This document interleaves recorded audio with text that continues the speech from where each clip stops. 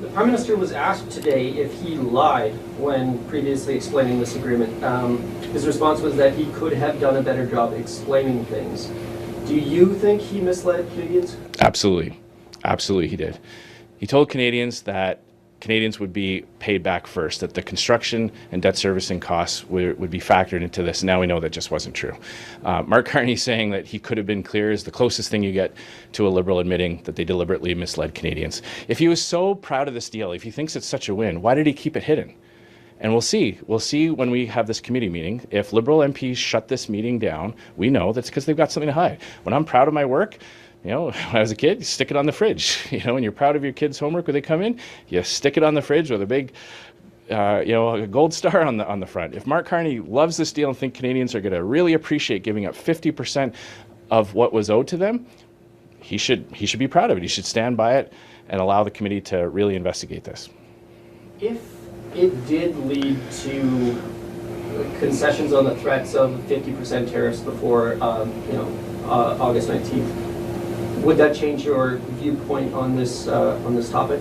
Well, so far there's no indication that that's the case. In fact, tariffs are only getting worse. So again, if Mark Carney thought that this was a path towards getting a deal, he should be upfront with Canadians. I think that's the biggest thing here. Canadians have a right to know. It's their money. They work hard. They see, many Canadians see, 35, 40, 45% of their paycheck taken right at source to pay taxes to the government. So when the government spends that money that they've taken off their paychecks, Canadians have a right to know where it's going. And Mark Carney could have started with that. He could have come to Canadians right from the get-go, explained the deal, explained why the deal had to be what it was in his mind, and let Canadians decide. Instead, he's keeping all those facts hidden. It's quite clear it's because he's not proud of it.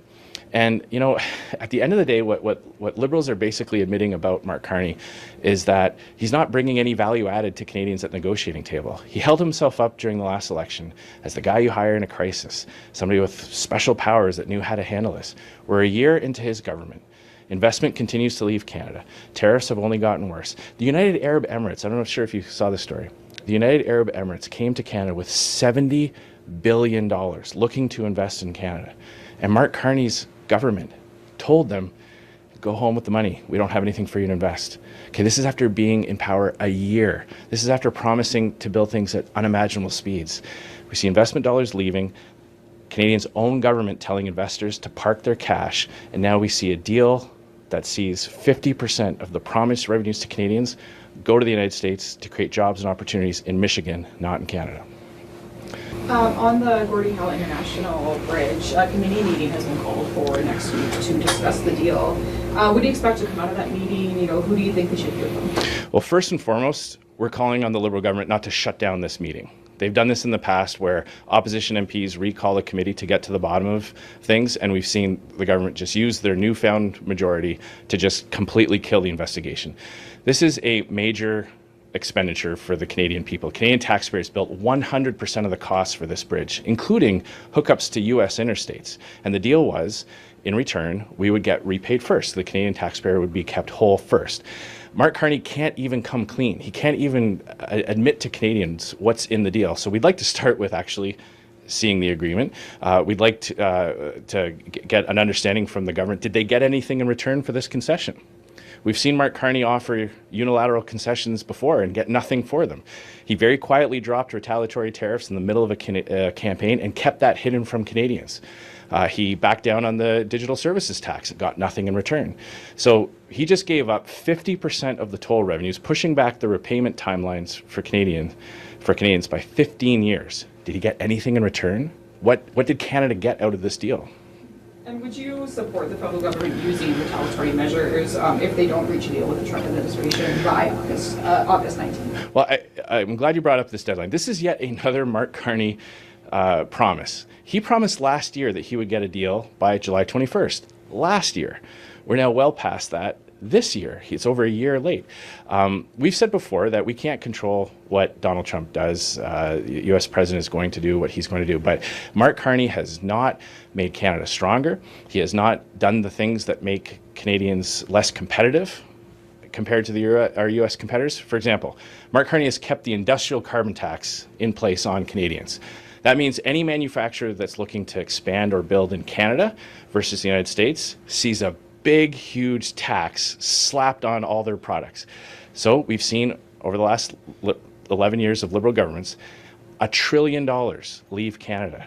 Even Mark Carney's own company, Brookfield, moved money out of Canada and into the United States. And Mark Carney hasn't removed a single one of those anti-development laws that Justin Trudeau brought in. He's kept the No More Pipelines bill. He's kept the West Coast shipping ban, and he's keeping that industrial carbon tax in place. We've supported in the past retaliatory tariffs where they make sense to give Canada maximum leverage at the negotiating table. Mark Carney has quietly, in the middle of a campaign, secretly backed down from that and gotten nothing in return.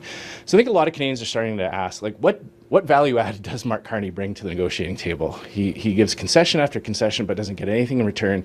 He doesn't do the things to make Canada's economy more competitive, to attract that investment, and Canadians are paying the price. They're paying the price through higher inflation, through lost jobs opportunities, and watching those investment dollars flow to our biggest competitor, the United States. The Prime Minister just called the Gordie Howe Bridge Agreement, quote, a good deal for the future of commerce. And Premier Doug Ford said something very, very similar along the same lines. What do you make of that characterization?